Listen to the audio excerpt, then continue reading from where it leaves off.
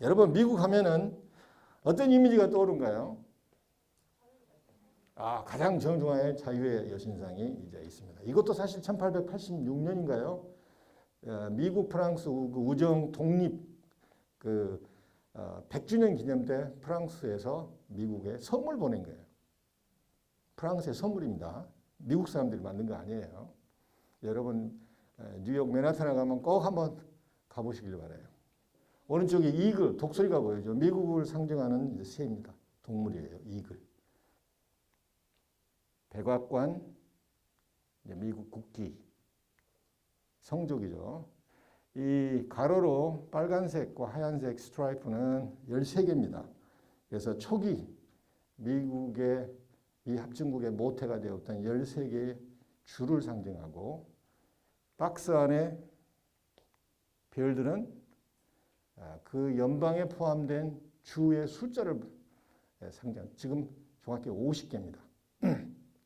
1959년 하와이와 알래스카가 마지막으로 미 연방에 편입되면서 지금 현재 50개예요. 그 이후로 늘어나지 않습니다. 그래서 13개 주에서 50개 될 때까지 계속 미국의 성조기는 미국 성조기가 스타 스팽글드라고 그러죠. 별이 빛나는 그런 성조기인데 우리가 보통 미국이라고 그러잖아요. 근데 공식 명칭이 미합중국입니다. The United States of America. 아메리카 13개의 우리가 주로 번역하지만 사실 스테이트는 국가가 맞아요. 국가가 맞습니다. 주와 국가의 이미지는 좀 틀리잖아요. 미국 합중국의 모태가 되었던 13개 주를 면면히 보면 완전히 다릅니다. 완전히 달라요. 그 얘기는 조금 뒤에 하겠습니다만은 자, 이 이미지를 여러분들이 한번 생각을 해보시고 왜 정중앙에 Statue of Liberty, 자유의 여신상을 포함시켰는가를 생각을 해보시기 바랍니다. 미국 헌법의 가장 중요한 게 사실 헌법 수정헌법 1조에 나옵니다. 수정헌법 1조가 뭐죠? 종교, 자유, 종교, 언론, 결사의 자유입니다. 미국은 여기에 목숨을 걸어요. 미국에서는 종교, 결사, 언론의 자유를 훼손하는 것은 용서를 하지 않습니다. 자유라는 개념, 리버티라는 개념이 사실 미국 헌법을 키워드를 액기스로 한 용어를, 한 단어를 선택하라고 하면 리버티예요. 총기를 제가 얘기를 했을까요? 우리가 생각할 때는 헌법 수정안 제2조, 그 다음 2조가 굉장히 중요한데 총기를 소유할 수 있는 리버티입니다. 권리예요. 지금까지 미국 이것 때문에 너무너무나 아픔을 겪습니다. 미국 대학에서나 고등학교 때부터 대학에서 에세이, 우리 같으면 글쓰기, 리포트, 에세이 컨테스트나 하면은 가장 많이 나온 주제가 총기 소유에 대해서 여러분의 의견을 밝히시오. 만약에 대학에 논술이 있다면 논술에 틀림없이 이 주제가 나올 가능성이 많습니다만은 정말 논리적으로 대변하기 어려워요. 여기에 총기 소유를 할 수 있는 권리 자유가 헌법 수정안 2조입니다. 제가 볼 때는요. 민주당 급진 세력을 중심으로 하도 총기 사건이 많으니까 총기 규제를 하기 위해서 수십 년 동안 운동을 벌이지만 제가 장담하건대 절대 법안 통과 안 됩니다. 지금도 수많은 대부분의 미국 사람들은 부작용은 있지만 나와 내 가정을 지킬 수 있는 이 총에 대해서 맹신을 하고 있는 거예요. 그래서 제가 볼 때는 절대 총기 규제는 통과 안 될 거라고 생각을 합니다. 이게 또 자유하고 연관이 있습니다. 제가 볼 때는 오히려 가장 미국적인 음식이 핫도그 같아요. 영어로 이겔리테리안이즘. 이게 우리가 평등과 이겔리테리안 약간의 차이가 있습니다만은 복잡한 얘기지만은 이겔리테리안이 평등에는 계급이 없는 너나너나 상하 계급이 없는 평등을 볼 때 상당히 미국이 강합니다. 미국이 강해요. 자, 그렇다는 얘기입니다. 이제 사실 미국도 요즘 오징어 게임 때문에 난리가 납니다. 그래서 구글을 쭉 설칭하면서 미국 사람들이 오징어 게임의 대사 중에 가장 많이 언급하는 대사가 뭘까를 찾아보니까 요거돼요. 사람들이 믿을 수가 없기 때문에 이렇게 사람들을 믿을 수 없다 얘기예요. 뒤에는 조금 의역하면은 그나마 우리끼리는 믿고 살아야 되지 않겠냐. 이 얘기는 미국 헌법의 정신을 전적으로 보여주는 것입니다. 미국 헌법이 세계 헌법 역사상 아마 가장 짧고 미완투성이고 굉장히 문제가 많음에도 불구하고 헌법 정신에서 가장 중요한 것이 체크 앤 밸런스예요. 견제와 균형. 이게 살아있기 때문에 미국 헌법이 지금까지 사실 미국 헌법은 헌법 개정을 놓고 볼 때는 미국은 지금 제1공화국입니다. 사실 놀라운 거예요. 헌법이 1789년에 비준이 끝나고 일대 대통령 조지 워싱턴은 이제 미국의 민주주의 역사가 시작하는데 한 번도 헌법이 개정이 되지 않습니다. 수정 헌법은 상황에 따라 이제 업데이트가 되지만 헌법이 개정이 안 돼요. 놀라운 거예요. 다시 한번 얘기하지만 공화국을 헌법 개정으로 놓고 보면 미국은 아직도 제1공화국입니다.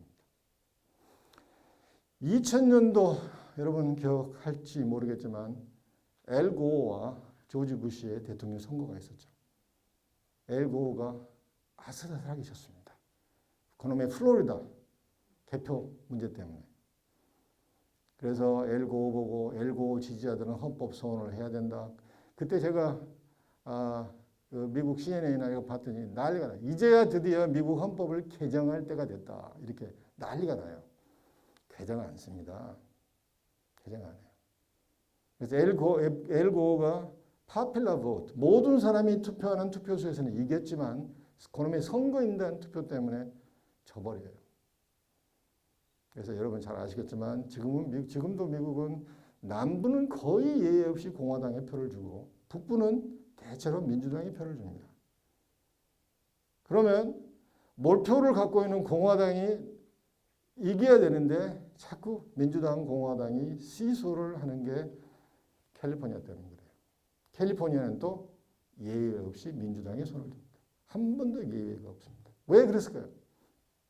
LA 때문에 그래요. 소수민족의 성지인 LA. 멕시칸들, 히스패닉들, 흑인들, 그리고 아시아계가 많습니다. 물론 아시아계는 약간 갈리긴 하지만 대체로 LA가 있기 때문에 캘리포니아는 무조건 민주당이에요. 그래서 수년 전부터 미국 내에서는 캘리포니아 주가 너무 크기 때문에 반을 나누자. 그 운동이 일어나는데 사실 별로 탄력을 받지 못합니다. 왜냐하면 그들의 입장에서 보면 이해가 가요. 캘리포니아 선거인단 수가 몇 명인 줄 압니까? 55명입니다. 55명. 미국에서 제일 많은 거예요. 단 2개만 있는 주도 무수히 많습니다. 유타, 몬타나, 하와이, 알래스카에 있는 선거인단이 2명이에요. 상원 1명, 하원 1명, 2명이 선거인단이 되는 것입니다. 그럴 때 엘 고어가 미국 사람이 투표한 파퓰러 보트에서는 이겼는데 그놈의 선거인단에서 정치적인 이해관계 때문에 대통령이 되지 못하니까 난리가 난 거예요. 드디어 이제 헌법을 개정해야 된다. 안 됩니다. 가장 최근에 2016년 트럼프가 똑같은 상황이 벌어져요. 힐러리가 파퓰러 보트는 이겼는데 선거인단에서 똘똘 뭉친 남부와 스윙 스테이트, 펜실베니아나 주변에 이리 갈 수도 있고 이리 갈 수도 있는 스윙, 근해 스테이트 때문에 결국 트럼프의 손을 들어줘서 트럼프가 당선이 됐는데 그때도 이제 헌법 개정 얘기가 나왔지만은 굉장히 미국 애들은 사실 보수적이에요. 우리의 건국의 아버지들이 어렵게 완성을 해놓은 이 헌법을 개정한다는 것을 굉장히 미국 사람들은 두려워합니다. 본격적으로 미국 독립혁명 얘기를 들어갈 텐데 역사적으로 어느 정도 배경을 알아야 됩니다. 세계사의 흐름 속에서 세계사로 하지만 유럽사의 전체적인 흐름 속에서 당시 왜 미국이 혁명으로 갈 수밖에 없었나? 왜 혁명으로 갔는가? 이건 유럽의 30년 전쟁을 묘사했던 그림 중에 하나입니다. 1648년에 30년 전쟁이 끝납니다. 처절한 종교 전쟁이었습니다.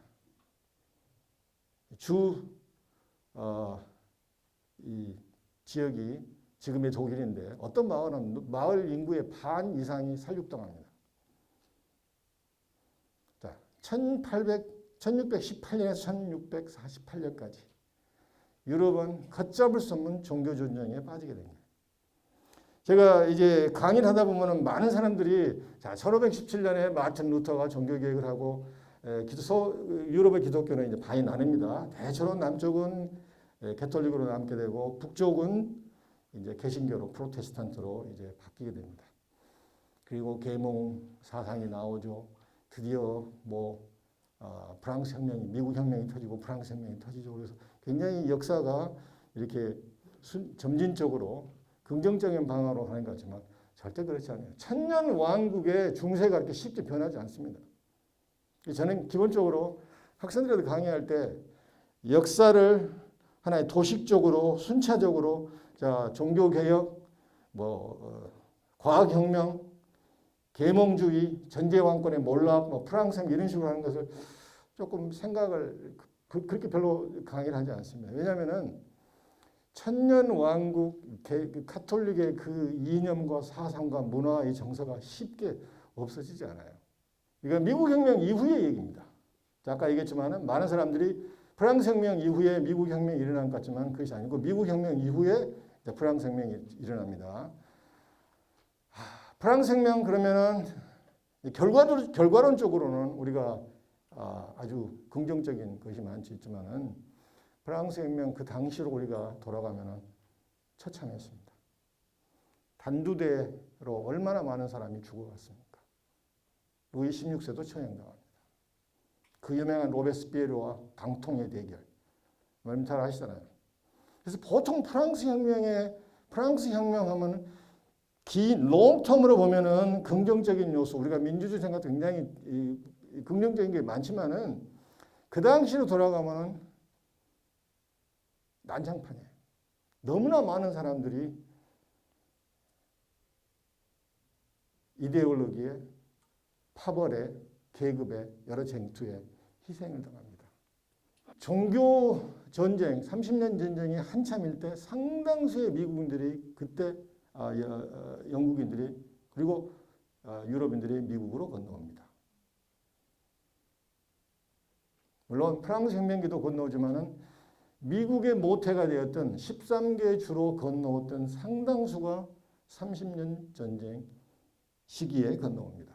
그래서 아까 13개의 서로 다른 국가를 얘기했는데 버지니아 같으면은 처치 오브 잉글랜드 성공의 교도들이 주로 처음에는 정착했습니다. 버지니아는 미국 독립으로 가는 아주 중요한 탑2 아니면 탑3 안에 들어가는 주예요. 그리고 보스턴에 있는 매사추세츠. 여러분 잘 아시는 청교도 퓨리탄들이 주로 정착을 했습니다. 여러분 1620년에 미국의 땡스기빙 추수감사에 기해지는 필그림들 다 이 청교도들의 일부였습니다. 메릴랜드는 여러분 블러드 메리 아시죠?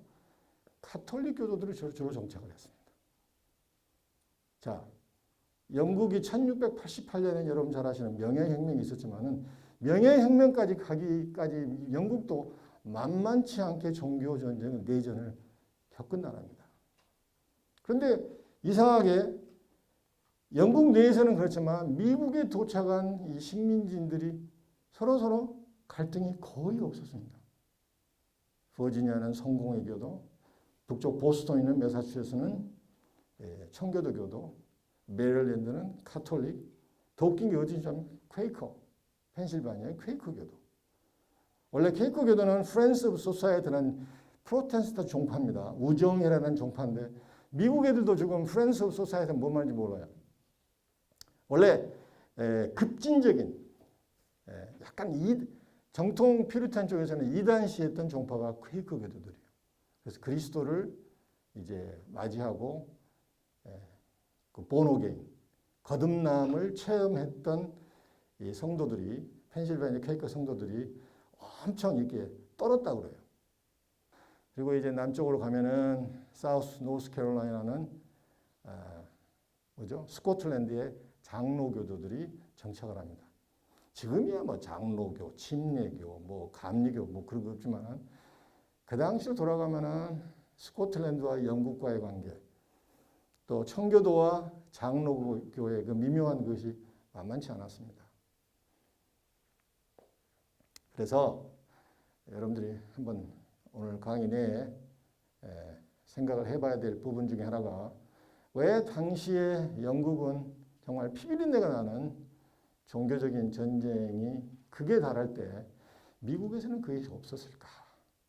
사실 이걸 역사적으로 정말로 완벽하게 설명할 수가 없습니다. 제가 생각할 때는 지리적으로 약간 떨어져 있어요. 그리고 더 결정적인 게 모국 영국이 별로 간섭을 하지 않습니다. 그래서 미국 혁명으로 갈 때 굉장히 중요한 부분인데 영어로 오토노미, 자치. 아니 누가 그 당시에 미국 아메리카 식민지를 가려고 그랬겠어요. 인디안들이 있죠. 풍토병도 그때 있었습니다. 알 수 없는 이 아메리카 식민지 가서 성공하려라는 보장이 없잖아요. 근데 자기들이 종교적인 이유로 떠나게 해서 자기들이 이게 농토를 개간하고 시간이 지나면서 이게 성공하거든요. 영국의 입장에서는 진짜 손 안 대고 코 푸는 게 그래서 어느 정도 자치를 허락합니다. 그래서 이게 미국 독립혁명을 가는 미국 독립의 굉장히 중요한 부분인데 어떻든 지금도 정확히 왜 미국에서는 유럽과 똑같은 상황이 벌어지지 않았을까? 자, 학술적으로는 이게 레볼루션이냐 아니면 인디펜던스냐 굉장히 중요합니다. 제가 미국에서 박사과정 수업을 할 때 교수들 사이에서 이것까지 서로 극명하게 나눠요. 이게 독립이냐 아니면 혁명이냐. 동시에 중요한 게 이게 미국이 돈 때문에 텍세이션, 조세 정책 때문에 돈 때문에 독립을 했느냐 아니면 리버티라는 이데올로기 때문에 독립을 했느냐 팽팽히 나뉩니다. 대체로 영국의 나쁜 잘못된 조세 정책으로 미국 사람들의 심기를 건드려서 나 세금 안 내겠다 하고 이제 재산자금 띵깡을 부리고 어떻게 하다가 갑자기 커져버린 거예요. 걷잡을 수 없는 수순이 돼서 리버티라는 이데올로기를 기타 뭐 나중에 나오겠지만 프랑스 혁명의 평등이나 이런 것을 이게 덧칠해서 미화시켰지 실질적으로는 이게 좀 창피한 혁명이다. 이렇게 생각하는 사람들이 주로 수정학파들, 수정주의 학파들 혹은 레프트, 좌파들 시각입니다. 이제 우파들 시각은 조지 워싱턴, 제임스 메디슨, 토마스 제퍼슨, 벤자민 프랭클린 이런 사람들이 건국의 아버지들이 돈 몇 푼 때문에 혁명을 추동했다. 에이, 데이터로서는 맞을지 모르겠지만 이거 아니다. 극명히 나뉩니다. 지금도 마찬가지입니다. 미국 독립혁명을 올 때 굉장히 중요한 학문적인 이 가름이 뭐냐면은 이게 과연 경제적인 요인에 의한 독립인지 아니면 이데올로기적인 요인에 의한 독립인지의 싸움이고 또 하나는 이게 도대체 인디펜던스인가 아니면 혁명인가 민감한 부분이에요. 왜 독립을 했는가? 우리가 컬러니스트, 식민지인 그러면 우리가 일본의 그것 경험 그리고 다른 식민지의 경험 때문에 식민지인 그러면 뉘앙스가 별로 좋지가 않잖아요. 당시 미국은 영국의 식민지였잖아요. 엄청난 프라이드였습니다. 세계를 호령하는 대영 제국의 이 크림과 같은 식민지였다는 것에 대해서 굉장히 자부심을 해요. 아메리카 식민지가 13개의 이게 서로 다른 국가가 연합해서 국가를 만들었는데 결국은 만들었습니다만은 당시에 적어도 3분의 1이 왕당파였습니다. 이런 얘기를 미국 수업 시간에 하면 미국 애들 깜짝 놀라요. 3분의 1이 독립파에 반대하는 왕당파예요. 우리가 왜 독립을 해야 돼? 영국의 품속에서 모국의 품속에서 영국 강력한 영국 해군이 지금 지켜주죠. 미국 통상의 대부분은 서인도 제도와 유럽 간의 통상으로 연결됩니다. 이걸 중상주의라고 그러죠. 중상주의에서 가장 중요한 영국의 식민지 중에 하나가 아메리카 식민지예요. 그래서 보스턴이 성공했고 뉴욕이 성공했고 사우스캐롤라이나 찰스턴은 아마 남부의 뉴욕 정도입니다. 굉장히 번성했던, 지금은 꼭 유적지 같은 기분이 들지만 굉장히 한때 굉장히 번성했던 거예요. 이게 가능했던 것은 강력한 영국의 해군이 있었기 때문입니다. 또 서부로 가면 누가 있습니까? 인디언들이 있습니다. 당시는 어마어마한 식민지 경쟁의 시기잖아요. 영국, 프랑스, 스페인, 네덜란드 서로 식민지를 놓고 이게 아주 첨예한 대결을 할 때입니다. 만약에 영국, 모국으로부터 독립을 했다 치자, 누가 우리를 지켜줘? 남쪽은 스페인이 있습니다. 미시시피 강에 스페인이 있습니다. 또 나중에 프랑스가 있습니다. 북쪽은 캐나다를 중심으로 영국이 있습니다. 누가 우리를 지켜주냐 이거예요. 우리가 과연 스페인과 프랑스와 이런 나라들의 이 공격을 우리가 감당할 수 있겠는가? 이거 독립은 미친 짓거리라고 생각하는 거예요. 그래서 적어도 3분의, 적어도라고 했습니다. 지역에 따라서는 반 정도인데 아마 독립파의 압박이 없이 지금의 식으로 여론조사를 했으면 어쩌면 반반일 수도 있어요. 그러나 이제 분위기가 흘러가서 아무래도 이제 독립 쪽으로 많이 갔지만은, 그래서 독립을 해야 할 이유보다는 해서는 안 될 이유가 훨씬 많았습니다. 그럼에도 불구하고 결국 독립으로 가게 되는 거예요. 미 합중국의 모태가 되었던 13개의 주를 볼 수 있습니다.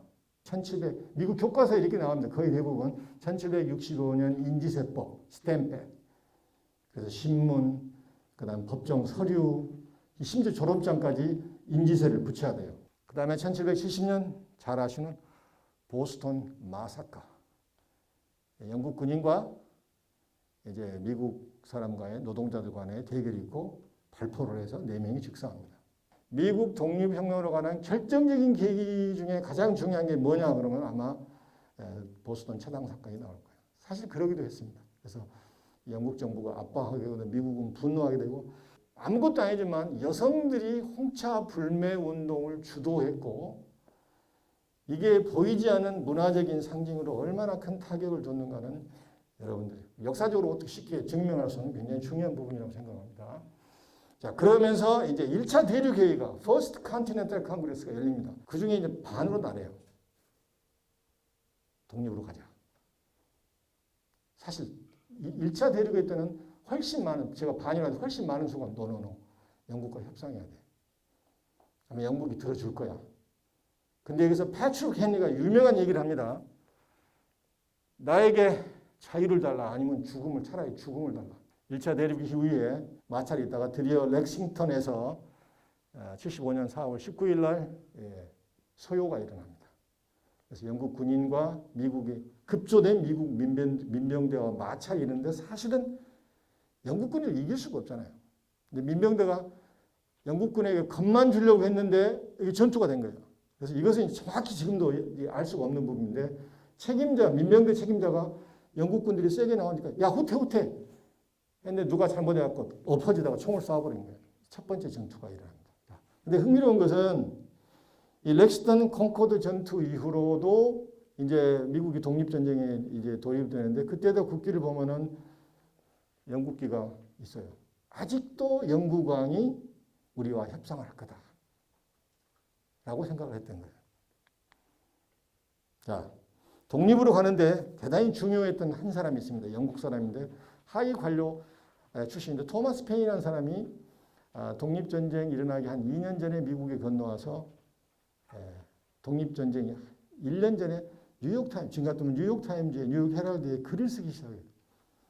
이게 독립으로 가는 결정적인 계기가 됩니다. 이게 common sense, 상식이라는 건데 1776년 1월, 1776년 7월 4일 독립선언서가 이제 발표가 되죠. 1776년 1월에 연재했던 이 글들이 뉴욕 헤럴드에 발표가 돼요. 대륙회의에 참가했던 13개 식민지 대표들도 우왕좌왕했습니다. 나눠졌습니다.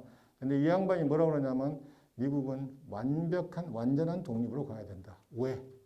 영국 사람이잖아요. 내가 영국에 살아봤어. 내가 유럽을 알아. 전제 왕권을 완전히 매듭을 끊고 공화적으로 갈 수 있는 유일한 희망은 미국밖에 없어. 자유, 평등을 구현할 진정한 나라는 미국밖에 없어. 아직도 유럽은 혈통주의 때문에 벗어나기 어렵다는 거예요. 그래서 미국은 역사적인 세계사적인 소명을 가지고 영국으로 독립을 해서 전제 정권의 끈을 끊고 공화국을 시작한다. 드디어 1776년 토마스 제퍼슨이 초안한 독립선언서가 발표가 됩니다. 그 다음에 이제 레디비라고 했는데 사실 영국이 그동안에 거의 모든 부분을 미국 식민지들에게 레디비 내비뒀어요. 근데 나중에 어떤 이유에서든지 그걸 바로 잡으려고 할 때는 너무 때가 늦었지 않았나. 그리고 이 리버티는 어떤 면에서는 만들어진 미국의 이상입니다. 그러나 만들어졌지만 건국의 아버지들이 주구장창 얘기를 했고 특히 독립선언서는 독립선언문의 핵심은 Life, Liberty, Happiness인데 핵심이 리버티예요. 프랑스 혁명은 자유, 평등, 박애잖아요. 근데 미국은 슬로건이 3개입니다. 삶, 자유, 해피니스가 있는데 사실 처음과 마지막은 거의 의미가 없고 리버티입니다. 이 건국의 아버지들이 리버티를 그때부터 굉장히 강조하기 시작했고 벤자민 프랭클린이 유명한 말 하죠. Where liberty dwells. 자유가 머무는 그곳이 바로 내 조국이라고 했습니다. 굉장히 중요한 얘기예요. 미국의 이제 1787년에 헌법이 작성이 되고 제가 imperfect union이었는데 사실 완벽하지 않은 연합이에요. 생각해 보세요. 서로 다른 정치체제, 종교체제, 문화체제 살다가 연방을 만드는 게 쉽겠어요? 절대 쉽지 않습니다. 쉽지 않아요. 그래서 대타협, 영어로는 The Great Compromise, 대타협 때문에 사실 헌법이 통과된 거예요. 대타협 중에 가장 중요한 게 2개예요. 하나는 이제 의회를, 아까 체크 앤 밸런스에서 굉장히 중요한 게 의회잖아요. 의회를 만들어야 되는데 어떻게 만들어야 됩니까? 큰 국가, 매사추세츠, 뉴욕, 펜실베니아, 버지니아는 우리가 훨씬 더 공헌을 많이 했기 때문에 우리로 얘기하면 국회의원을 더 많이 보낸다. 연방에. 그러면 작은 국가, 그럼 우리 따로 독립하겠다. 너희들끼리 해라. 팽팽히 맞습니다. 그래서 타협책이 뭐예요? 상원과 하원을 나누자. 그래서 아무리 인구가 적고 주가 적어도 무조건 상원 1명은 보낸다. 그러나 하원은 인구수에 비례하자. 그래서 상원과 하원 수가 지금의 선거인단을 결정합니다. 영국 같으면은 혈통으로 많이 나누지만 미국은 주의 사이즈에 관계없이 무조건 상원 1명은 두고 그 다음에 주의 사이즈, 즉 인구에 비례해서 하원을 두는 게 그게 첫 번째 타협. 2번째 이제 노예 문제예요. 이게 나중에 남북전쟁으로 치닫게 되는 암적인 존재인데 하여튼 그렇게 타협을 합니다. 노예 1명당 백인 인구의 5분의 3으로 하자. 말이 안 되잖아요. 그래서 이 3/5, 5분의 3 이 절은 결국 암적인 존재로 결국 이 암이 커져서 수습을 못하고 결국 1861년에 연방이 쪼개지고 시빌 워. 아마 트럼프 대통령 재임 시절에 어느 신문에서 나온 만평인데 어떤 부분은 아무리 트럼프가 이게 하고 싶어도 의회와 사법부가 노하면 끝나는 거예요. 전제 왕권을 끊고 이제 입법, 사법, 행정의 상권 분립에 의해서 미 헌법이 만들어지고 이제 최초로 프레시던트 대통령이 나옵니다.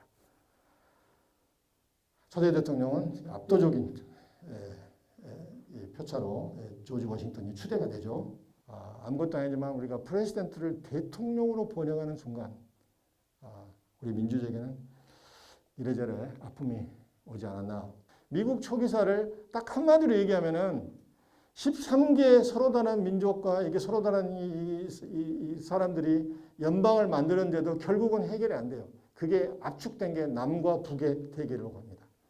여기 이제 노예제도가 결정적인 역할을 하는데 노예제도 외에도 정치, 문화 모든 부분에서 골이 깊어져요. 이 시작이 알렉산더 해밀턴, 토마스 제퍼슨.